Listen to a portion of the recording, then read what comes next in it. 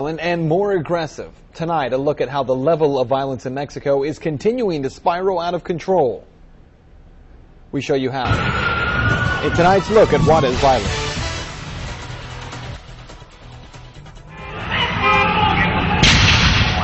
With terror in the streets just south of the U.S. border, the Mexican government is struggling to keep a lid on the rapidly escalating violence that has now claimed more than 28,000 lives in nearly a 4-year drug war, pitting cartel against cartel and against the government. The savagery is hard to imagine, with mass killings, beheadings, and corpses strewn in public, as traffickers lash out against rivals and the authorities. Tony Payan is a professor at UTEP and an expert on Mexican drug cartels. You could say they're a kind of an insurgency. They're beginning to learn and to use tactics that are generally associated with the insurgency. It's getting worse. I have never seen it at this level before. Anthony Colson is a recently retired DEA supervisor now living in Tucson, Arizona. He says the Mexican traffickers produce more drugs and are stronger now than ever. And they're flourishing as almost an empire, a drug empire.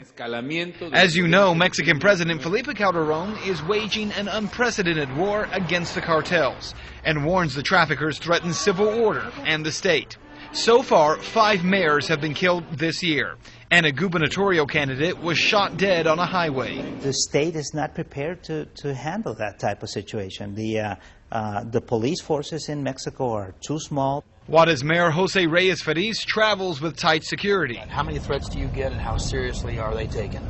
Well, we take them very seriously. We started getting threats right after I took office. In downtown Juarez, Mayor Reyes Feliz shows NBC's Mark Potter where the bomb exploded. Where a car bomb aimed at police killed 3 people. When this car bomb went off, this was a real ratcheting up of the violence here, correct? It was. It had never been used in Juarez. We were the first to report on this bombing. To lure police to the scene, traffickers shot a man, then dressed him in a police uniform, laid him on the street, then they called for help. Then, when federal police arrived, they set off a remote-controlled bomb, caught on tape. Since then, there have been other car bombs in Mexico, and traffickers are threatening even more. We've also shown you this video from Creole, Mexico. These drug traffickers who shut down a highway, threatened drivers, and murdered 9 people here. And we've told you how many villages near the border, like El Porvenir, have become ghost towns after the traffickers threatened or killed the residents to clear the way for drug loads bound for U.S. cities. We, too, have to look at it seriously in our country. It is our country's #1 organized crime threat.